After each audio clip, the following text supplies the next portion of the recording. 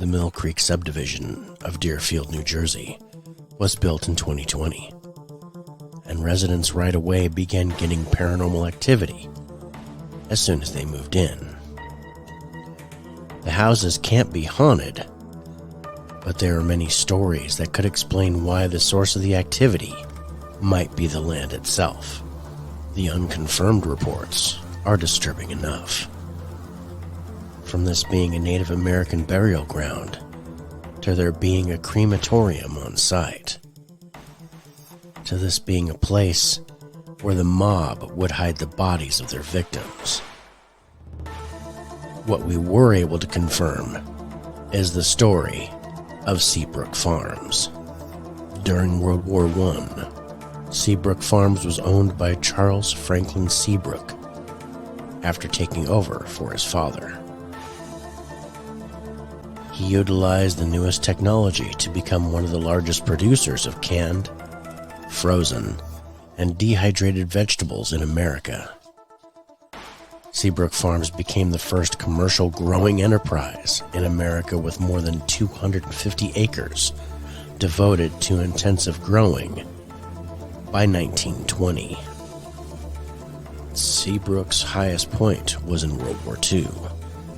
They were packaging 150 labels of frozen food and had become the major supplier of vegetables to the military. Seabrook Farms was producing 1/5 of all the nation's vegetables, but the business was suffering from a lack of steady labor. They tried hiring immigrants, women, students, and people deferred from the draft to help with the labor shortage. But Seabrook Farms was still in need of laborers, and those needs coincided with the War Relocation Authority mandate, where released Japanese Americans from the internment camps on the West Coast would be moved to work at Seabrook Farms. Their number went from 300 in August of 1944 to between 2,300 and 2,700 workers by January of 1947. Despite being released from the camps to work at Seabrook, the conditions were all too similar here to their internment.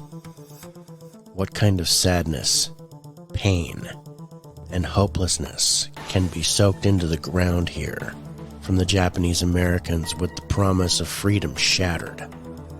This pain that can still be felt in the eyes of the Japanese presence that still exists today in the Garden State. As we look into this haunting, we have to account for the fact that there are more haunted houses in New Jersey than in any other state. Move into a house in this state, and you have more than a 30% chance for it to be paranormally active. It does make me wonder, though. Does that mean people are dying to move here? Or were people dying to leave?